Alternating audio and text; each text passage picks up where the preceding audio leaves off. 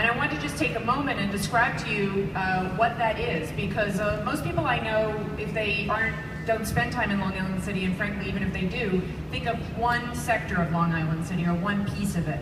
And Long Island City is really a microcosm of the city as a whole, and to explain that, particularly in light of what we're talking about today, creative and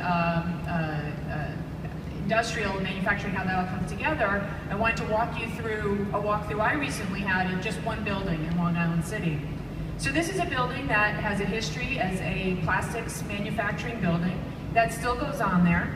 But there's also a world-class artist who has a fantastic studio doing his art there. There's a company that makes high-end crystal for one of the luxury goods markets in New York City. There's a artisanal brewery. There's a company that designs websites. There is another company that deals with digital music. There's I didn't want to forget anything that in there. Yeah, sorry. There's another company that makes sets for productions that are going on at Silver Cup. And all of this has happened sort of organically because Long Island City is blessed with flexible, affordable space that is on the transportation grid, both the vehicular and the transit grid, which is really great for getting your employees, workers, customers, and your goods in and out of Long Island City. But right next to this building is the Long Island City Flea, which is our own flea market of all artisanal manufacturers of food and other goods. It's right next to new and old housing, so it's a community for artists and others to live in. It's near schools. You've got people from LaGuardia being interns at various of the businesses around. You've got soon-to-be Cornell nearby bringing in engineers who can work with the designers and so on who are in the area.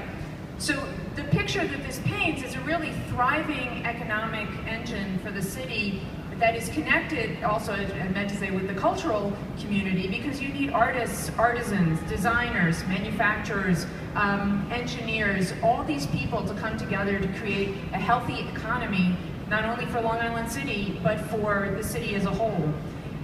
We want, in terms of what the messages to the incoming administration, as we were talking about before, there are a number of city agencies that end up touching on these various sectors and helping out. And from the point of view of a neighborhood organization that works with all these companies and that works on the neighborhood, I would say that the agency that deals with small businesses, the Department of Small Business Services, the Economic Development Corporation of the city, the IBZ zone, the industrial business zones, the programs that bring incentives and technical assistance as well as financing to the cultural, the manufacturing, the industrial, the film industry, all of these things go into making this work.